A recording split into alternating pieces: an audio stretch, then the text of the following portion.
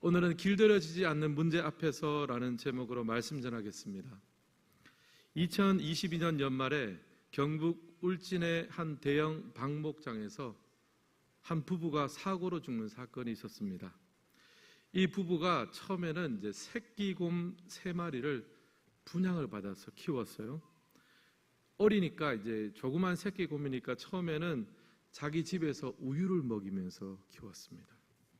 침대에서 함께 자고 함께 뒹굴면서 3마리의 곰을 키웠습니다. 이름도 삼손이었대요. 1손이, 2손이, 3손이.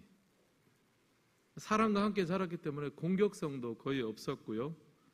또 다른 가족들이나 또 친척들도 이 곰을 반려견처럼 그렇게 대했다고 합니다. 근데 이제 곰이 몸집이 점점 커지니까 더 이상 집에서 키울 수 없잖아요. 그래서 큰 방목장에 풀어놓고 키우게 됐다고 합니다. 부부가 이제 정기적으로 그 방목장에 가서 곰에게 먹이를 주고 잘 챙겨줬대요. 그렇게 한 4년 정도 방목장에서 곰을 키웠습니다. 그날도 곰의 끼니를 챙겨주려고 방목장을 찾은 주인이 곰의 습격을 받은 거예요. 또 그 남편이 시간이 돼도 안 오니까 부인이 남편을 찾아러 왔는데 그 부인도 곰의 습격을 받았습니다. 부부가 자기가 키운 곰에게 물려 죽은 거죠. 비극적인 사건입니다. 아무리 집에서 길러서 정이 들고 잘 알아본다고 해도 곰에게는 야생성이 있잖아요. 길들여지지 않는 야생성이 있습니다. 그것을 너무 쉽게 간과했습니다. 오늘 성경을 보면요, 하나님께서 욥에게 질문들을 하세요. 어떤 질문이냐면 야생동물에 대한 질문을 합니다. 여러분, 야생동물은요 사람에게 길들여지지 않는 동물입니다. 야생성을 가집니다. 거칠고요, 통제가 불가능합니다. 가축과는 다르죠. 사람의 손을 타지 않습니다. 1절에 보면 야생동물의 예로 산염소가 나오는데요, 사진 한번 보여주시겠습니까? 저런 데 산대요, 산염소가. 일단 딱 봐도 길들여지지는 않겠구나. 우리가 보면 절벽인데요, 저기가 산염소의 안방입니다. 거실인 거예요. 저런 염소를 어떻게 길들이거나 통제할 수 있겠습니까? 또 오늘 그 말씀들의 39장에 보면요, 사슴도 나와요. 사슴은요 들판에서 새끼를 낳는데요, 주위에 포식자들이 있을 거 아닙니까? 그렇기 때문에 어미 사슴이 새끼에게 젖을 줄 때는요 서서 준답니다. 그 말은 무슨 말이냐면 태어나서 스스로 일어나지 못하면 젖도 못 먹고 태어난 지 몇 시간 안에 일어서서 뛰지 못하면 잡혀 먹히는 거예요. 야생의 세계가 이렇다는 거죠. 또 5절에 보면 들나귀도 나옵니다. 사진 한번 보여주시겠습니까? 들나귀는요 들판을 집으로 삼습니다. 저 광야 같은 황무지에서 저희가 자기의 집이에요. 하루 종일 저기서 달리고 거기서 음식도 찾고 풀도 먹고 또 소금기도 땅에서 섭취한다고 합니다. 사람의 손을 타지 않는 야생 날 것 그대로의 짐승들의 세계죠. 또 13절에 보니까요 타조도 나와요. 타조 사진도 하나 찾아봤습니다. 타조는요 새는 새인데 날지 못하는 날개를 가졌어요. 대신에 말처럼 빠르게 달릴 수 있는 다리가 있습니다. 근데 타조는요 알을 낳는데 알을 품지는 않는데요. 이제 우리 인간의 관점에서 보면 너무 매정한 부모잖아요. 또 알이 부화가 되어도 돌보질 않는다고 합니다. 알만 낳으면 끝이래요.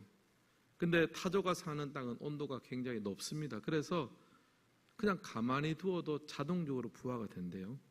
또 타조알은 매우 두껍고 단단하다고 합니다. 그래서 웬만한 충격, 일부러 가서 깨지 않는 한 웬만한 충격이 가해지지 않는다면 깨지지도 않는데요. 사실 타조의 어떤 일상생활은 인간이 이해할 수 없는 야생성을 가집니다. 여러분, 그렇다면 우리 사람들에게도 이렇게 길들여지지 않는 부분이 있습니다. 야생의 세계처럼 길들여지지 않는 부분이 있어요. 그것이 무엇입니까? 바로 고난의 문제입니다. 아무리 화성에다가 우주선을 보내고 달을 탐사해도요, 우리 삶에 찾아오는 염려와 근심과 아픔은요, 또 그 고난은 피할 길이 없는 거예요. 길들일 수가 없습니다. 다스릴 수가 없습니다. 정신과 의사이며 베스트셀러 작가인 스카펙이 아직도 가야 할 길이란 그의 책에서 이렇게 삶을 정의했습니다. 삶은 고통이다. 인생은 고통과 아픔과 문제의 연속이라는 거예요. 이것을 피할 수도 없고 없앨 수도 없고 절대로 길들일 수도 없고 해결할 수도 없다는 거예요. 어릴 때도 염려와 근심이 있지만 자라나고 성장하고 또 성인이 되고 노년기가 돼도 여러분 염려와 근심과 문제가 있습니까? 없습니까? 있는 거죠. 더 깊어지고 더 무거워질 수 있어요. 삶은 고통이다. 고난은 피할 수도 없고 없앨 수도 없습니다. 길들일 수도 없는 것입니다. 그래서 스카펙은 성숙을 이렇게 설명합니다.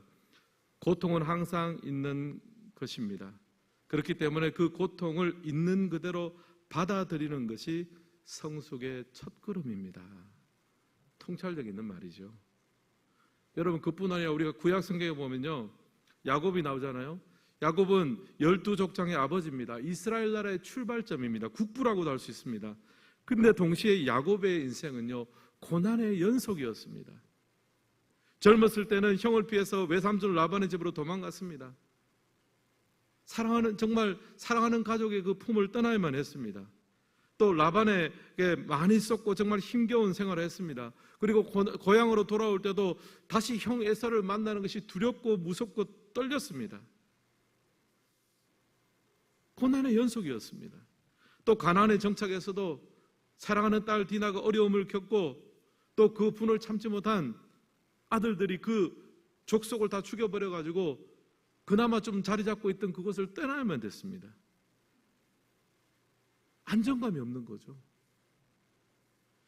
길들일 수 없는 염려와 근심이 있었습니다. 그리고 노년에 정말 어렵게 얻은 막내 아들 요셉이 죽었다는 소식을 형들에 의해서 듣게 됐어요. 삶은 고통이다. 이것이 그냥 나오는 문구가 아니라 야곱의 인생이 바로 그 증거입니다. 삶은 고통과 고난의 연속이며 절대 길들여지지 않습니다.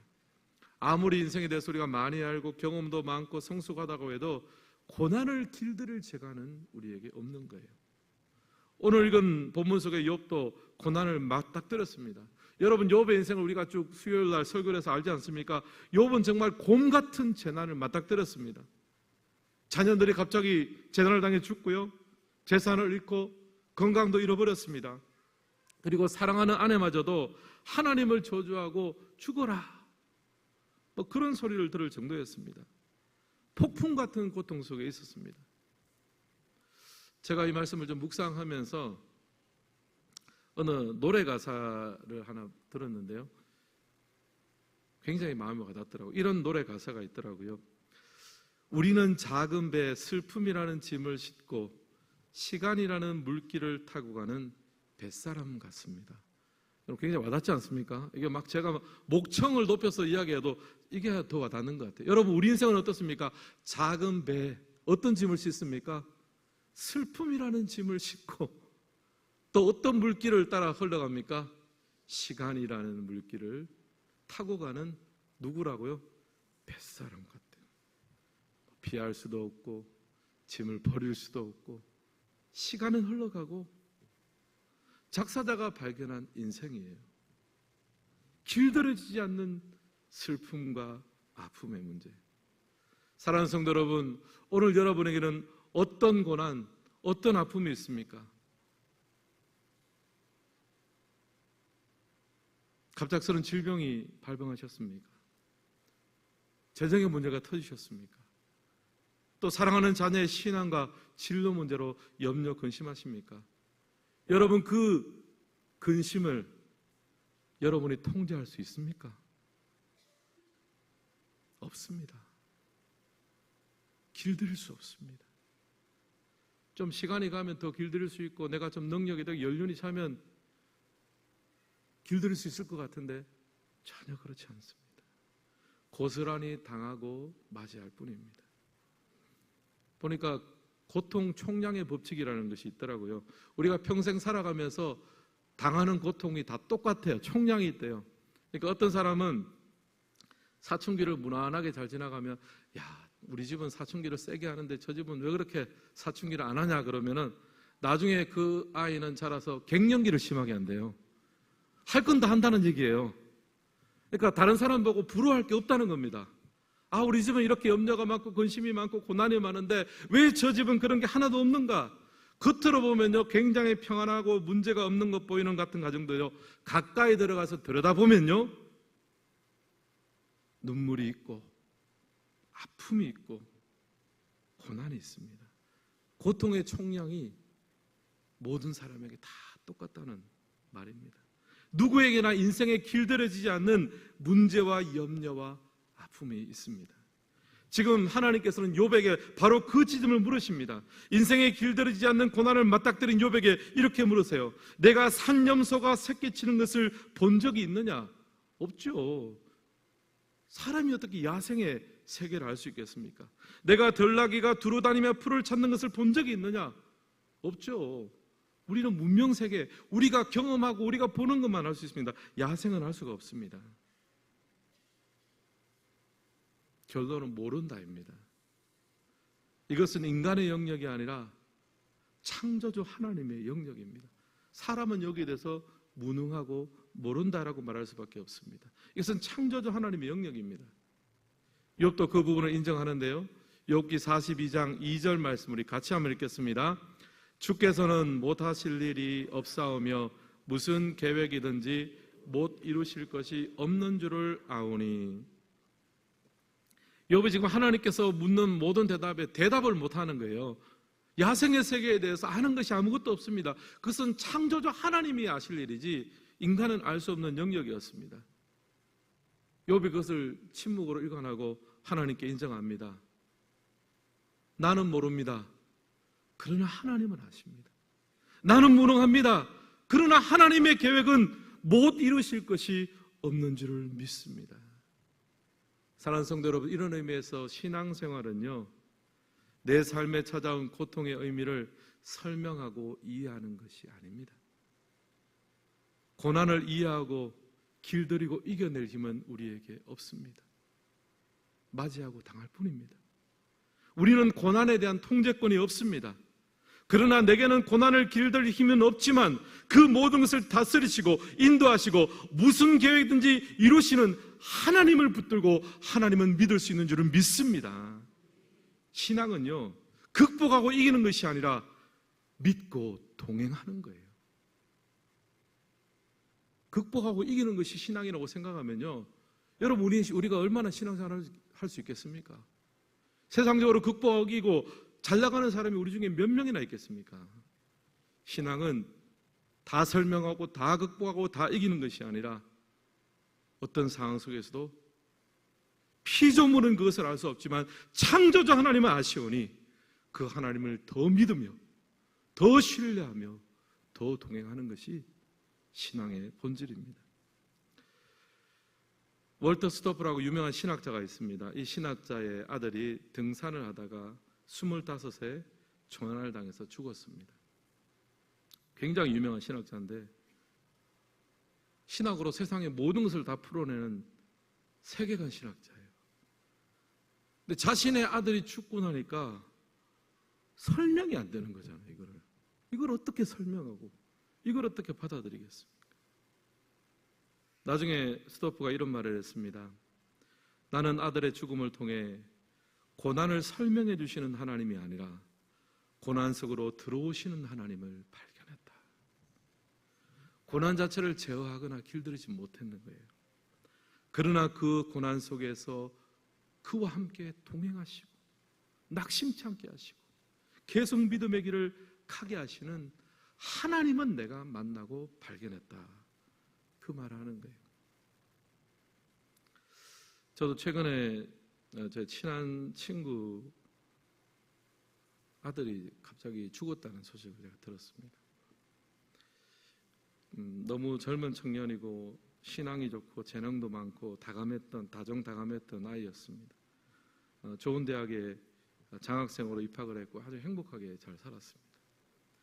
부모도 신앙이 굉장히 좋고 너무나 성실했고 너무나 선했고 교회에서도 봉사도 열심히 하는 가정이었습니다.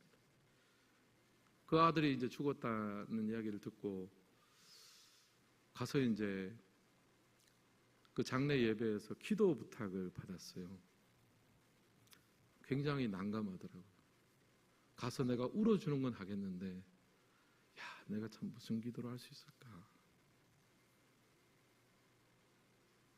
그래서 제가 이런 기도를 했습니다. 기도문 중에 일부를 제가 읽어드리겠습니다. 아이 이름은 가명으로 하겠습니다. 하나님, 우리는 오늘 깊은 슬픔 중에 이 자리에 섰습니다. 너무나 젊고 사랑받고 열정이 가득했던 청년, 가명을 요한이로 하겠습니다. 요한이를 하나님께 올려드리며 함께 예배드립니다. 요한이는 부모에게는 한없이 사랑스럽고 따뜻한 아들이었습니다. 별과 같이 빛나던 아이였습니다. 그리고 모든 사람들에게는 믿음직한 아이였고 친구였고 가족이었습니다. 하나님, 우리는 요한이가 왜 그렇게 빨리 당신의 품으로 돌아갔는지 알 수 없습니다. 이해할 수도 없고 설명할 수도 없습니다. 다만 욥의 아픔과 눈물과 안타까움으로 이 자리에 섰습니다.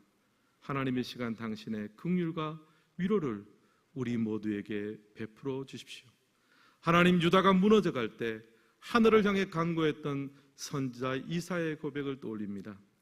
이는 비와 눈이 하늘로부터 내려서 그리로 되돌아가지 아니하고 땅을 적셔서 소출이 나게 하며 파종하는 자에게는 종자를 줌과 같이 내 입에서 나가는 말도 이와 같이 헛되이 내게 되돌아오지 아니하고 나의 기뻐하는 뜻을 이루며 내가 보낸 일에 형통하매니라.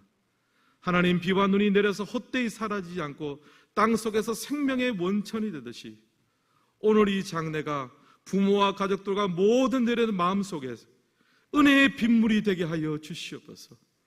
그래서 더 소망하게 하시고 더 간절하게 하시고 더 사랑하게 하여 주옵소서. 시간이 흘러갈수록 점점 더 하나님의 열매로 맺혀지는 시간이 되게 하여 주옵소서. 대략 이런 기도를 드렸습니다. 그리고 장례 말미에 그 친구 부부가 오늘 하객들에게 인사하는 말을 듣고 제가 놀랐습니다. 이런 말을 하더라고요. 굉장히 아팠고 굉장히 힘들고 지금도 그럴 것이고 앞으로도 그럴 것인데, 그러나 참 힘들고 아프지만 그 가운데 하나님의 위로와 은혜도 경험하고 있다고. 아픔은 여전하지만 하나님의 은혜도 여전하고 생생하다고 그렇게 고백하는 것을 들었습니다. 제가 그 친구의 고백을 듣고 한편 마음이 놓였습니다. 왜냐하면 여전히 길들여지지 않는 고난과 아픔의 문제가 있지만 그 고난 속에 찾아오시는 하나님을 만나고 하나님과 동행하는 걸 보니까 제가 친구로서 안심이 되었습니다. 사랑하는 성도 여러분, 우리 모두는 오늘날에 살아가는 욥들입니다. 여전히 우리에게는 길들여지지 않는 인생의 아픔과 고난과 문제들이 있습니다. 많이 아파하고 많이 힘들어하지만 동시에 욥의 하나님을 우리도 만나게 되는 줄 믿습니다. 욥의 위로를 우리도 경험하게 되는 줄 믿습니다. 그래서 저는 오늘 설교를 로마서에 나오는 사도 바울의 고백으로 마무리하고자 합니다.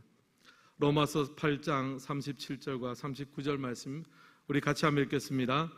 그러나 이 모든 일에 우리를 사랑하시는 이로 말미암아 우리가 넉넉히 이기느니라. 내가 확신하노니 사망이나 생명이나 천사들이나 권세자들이나 현재일이나 장래일이나 능력이나 높음이나 깊음이나 다른 어떤 피조물이라도 우리를 우리 주 그리스도 예수 안에 있는 하나님의 사랑에서 끊을 수 없으리라. 아멘. 사랑하는 성도 여러분, 우리는 이 말씀대로 하나님의 사랑 가운데 살아가고 있습니다. 하나님의 사랑은요, 우리에게 확신을 주는데 어떤 확신입니까? 세상에 있는 다른 어떤 피조물의 힘과 능력도 창조주 하나님의 사랑에서 우리를 끊을 수 없다는 거예요. 사망이나 생명, 죽음과 생명조차도요, 하나님이 만드신 것입니다. 원래부터 있던 것이 아닙니다. 천사와 권세자들, 하늘의 영적 존재들도 피조물에 불과합니다. 장래일, 여러분, 우리의 미래도 하나님의 손안에 달려 있습니다. 세상 그 어떤 피조물이라도 그리스도 예수 안에 있는 하나님의 사랑에서 끊을 수 없습니다. 여러분, 결론은 무엇입니까? 피조물은 창조주의 사랑을 끊을 수 없다는 거예요. 세상의 그 어떤 피조물, 염려와 근심과 고난도 거기 들어갑니다. 그 모든 것들이 나를 사랑하시는 창조주 하나님의 사랑에서 나를 끊어낼 수 없다는 거예요. 우리는 오늘 이 밤 기도했으면 좋겠습니다. 하나님, 저는 고난을 이기지는 못합니다. 고난을 통제하지도 못합니다. 길들일 수도 없습니다. 그러나 이 모든 것은 당신의 피조세계에 있는 것들입니다. 그리고 저는 다른 어떤 피조물이라도 창조주신 하나님의 사랑에서 나를 끊어낼 수 없음을 믿습니다. 주님, 나를 도와주옵소서. 나와 동행하여 주옵소서. 나의 믿음 없는 것을 도와주시옵소서. 그렇게 기도하고 응답받는 이 밤 되시기를 주님의 이름으로 축원합니다. 오늘 말씀을 마무리하겠습니다. 여러분, 고난을 이기려고 하지 마십시오. 길들이려고도 하지 마십시오. 인생에 찾아오는 염려와 고난과 어려움은 길들여지지 않습니다. 그러나 기억하십시오. 고난 가운데 하나님이 우리와 함께 하십니다. 그리고 세상 어떤 피조물도 창조되신 하나님의 사랑에서 우리를 끊을 수 없습니다. 넘어지지 않게 하시고 일어서게 하시고 최후 승리케 하십니다. 그 하나님을 신뢰하며 그 주님 앞에 부르짖고 응답받는 오늘 이 밤이 되시기를 주님의 이름으로 축원합니다.